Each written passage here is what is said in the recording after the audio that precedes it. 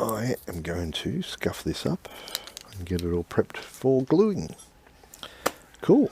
I'll see you in a few seconds. The kookaburras think it's funny.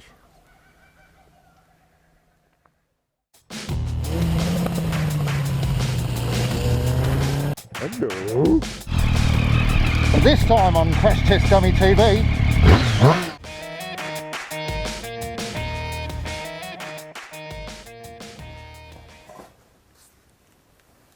Hello.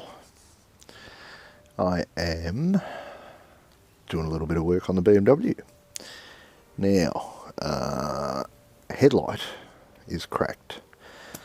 Trying to find a BMW headlight. Yeah, sure, there's some around the world. There's a couple in UK, there's some in Prussia, I think it was, and somewhere else in the world. But I can't find any in Australia. I'm sure there are, but not cool. Yes, so what I've been doing is researching and working out whether I can fashion on something else. Now that's the standard one. As you can see, it's got an angled lens, but that's only to make up space inside the fairing itself, make it nice and flush. Now what I've gone for is just a normal car headlight. Well, it's off a truck, for a truck.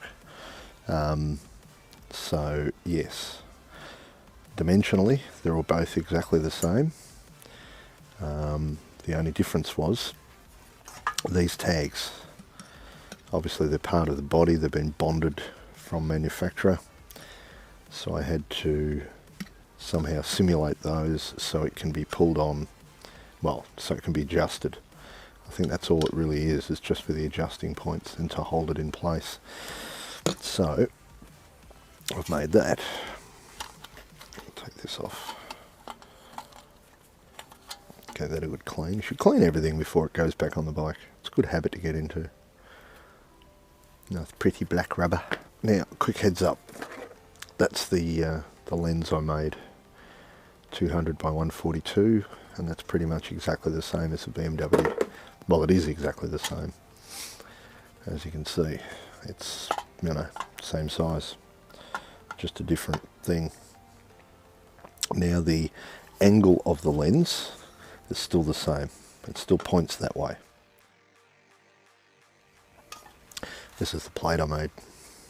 I won't take it off. I had to space it here. You've got these little tags that are actually on the light itself. That there, you can see the base where it's stuck. So what I did was, that's my fixing point, that's my fixing point. I had to space it. That one's a different height. See, these three plastic tabs will go in there. Now I'm not going to push them in yet because I don't want them to lock in. I only want them to lock in when I'm ready. They're plastic. They're spread out tabs.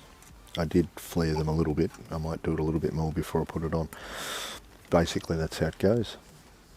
With the rubber thing on the front. Groovy. What I'm going to do next is use some of this. Now I called the company that makes this and they said a magic word which I didn't even think of, because there's a few things out there that'll fit, that'll work with metal, glass, ceramics, blah blah blah. But then you've got this not suited for bonding polypropylene, blah blah blah blah. And then it says steel to steel. Now the other packet I had, which was wrong, the lady advised me wrong, was non-structural. He asked if it was structural and I basically explained what I was using it for. It's going to be pulling, pushing, whatever. And he mentioned structural is probably the way to go. So this one is for structural purposes. Holds up to 140 kilos, pre-mixed, yada yada yada. Time to glue. Now, what I've done is I've roughed up all the surfaces, as you can see in the photos, and live. Alright, I'm going to glue these bits first, these two little fins. Now, it says, get Get rid of all the air bubbles, not that I can see any. Almost looks empty. Snap that off.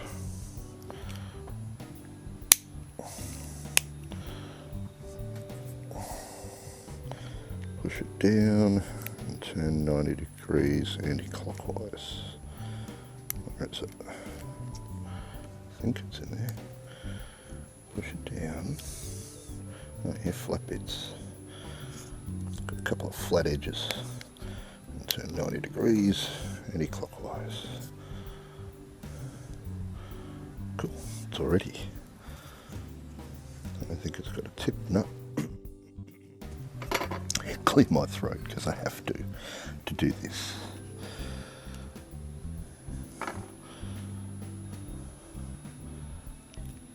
Oh, come on. There we go. Mix, mix, mix, mix, mix. God, it's hard to push.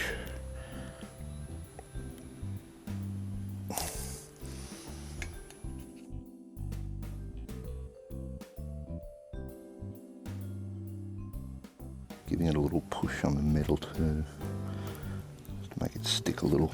It says you can work it for about 2 to 3 minutes, but then that's it. So be as quick as you can. Now I've built it up a little bit because I want it to push into place. A few moments later. Alright.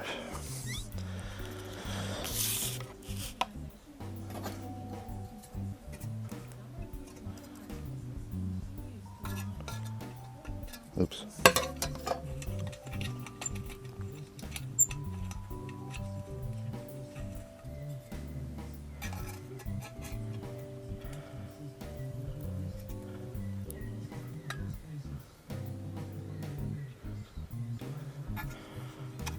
Press it into place, get it.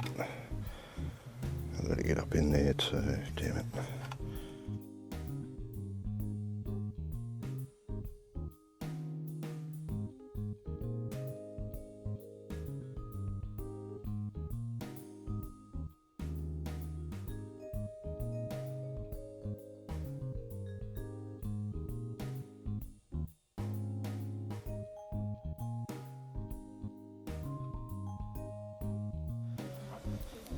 Alright, that is glued. Now I'll put this together. The tricky bit getting this spacer on.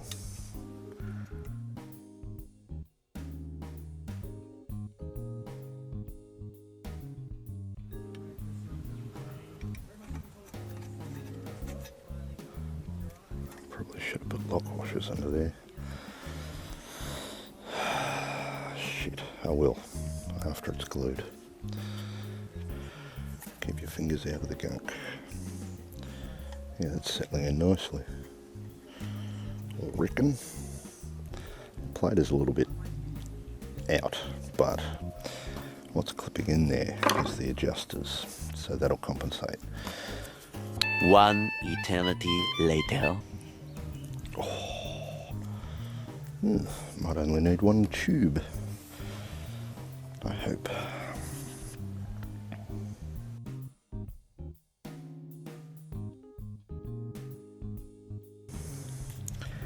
Ow! It's nicely settling down in its place. Yeah. Watch the goop. Eventually.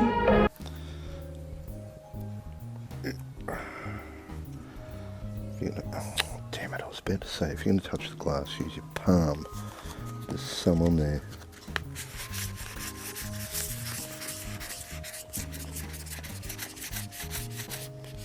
Packet works well. Cool. Excess. Packet comes in handy. I'm really happy with that.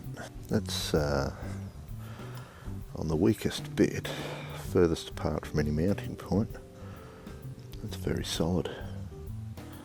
see any flecks? I mean, there's flecks in the plate, but that's nice. Now, it's not fully dry, it is still a little bit, just a little bit tacky. In hindsight, me pushing it, doing a lot of that pushing, it made bubbles. So maybe don't push it, don't weld it.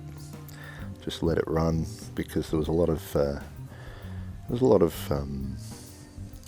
going to say run, but it did very slowly run. I had to watch it run over the edges just here, more on here, but for a few minutes after you put it all on, that sort of thing, you're going to have to move it around, turn it around. You can see by this dribble here, it ran down from the top and then pulled, so there is a little bit of run in it. So you want to topple it over and move it around, and not too fast. I just sat there like that for 10-20 seconds and like that, and just moved it around.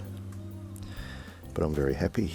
So all I have to do now is put that on properly. But I'll do this on assembly when it's, pardon me, when it's dry and everything.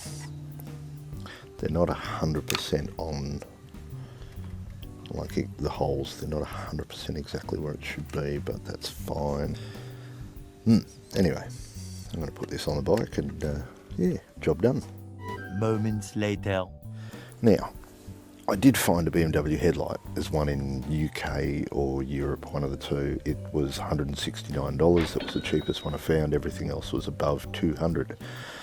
Downside is coronavirus at the moment. The shipping would be stupid, probably a month or two, and also shipping fee on top of that $169. So you got another $50 to $100 on top.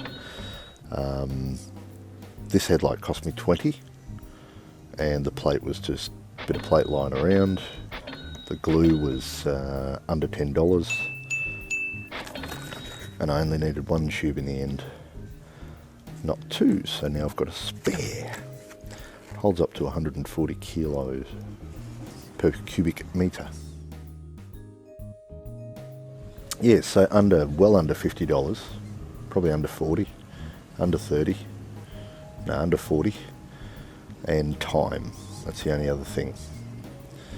That'll work. Cool. Solved. Now it is glass. You could have, I was looking at truck headlights. There were polycarbonate, LED. I think they were over $200 for the lens itself, but this is glass, it is halogen, and it will break. Whereas adventure riding, I mean polycarbonate, they're virtually unbreakable. So you could get the polycarbonate and make it better. You could also find another way of mounting it, maybe a little easier. The plastic LED ones are possibly, you could plastic weld or glue onto it. You'd have to make sure the glue glues to it, because this one won't do polypropylene, etc. So yeah, just read the glue. I actually rang up Henkel themselves, the company on the back. Yeah, rang them and had a chat, and the guy talked about structural. So in this case you want structural glue.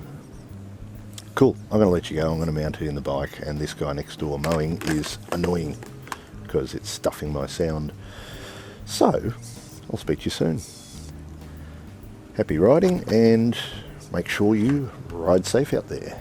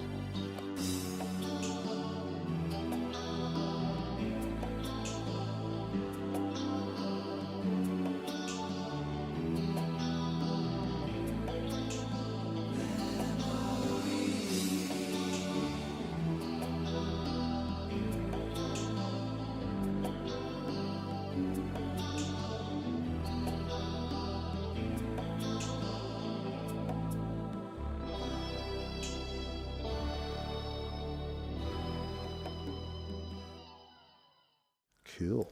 Oh, the other thing. Template. I will be putting a template online somewhere. I think I might scan it exactly and yeah, scan it exactly and then put the file somewhere online so you can get to it. Cool. So if you can't find a headlight, make one.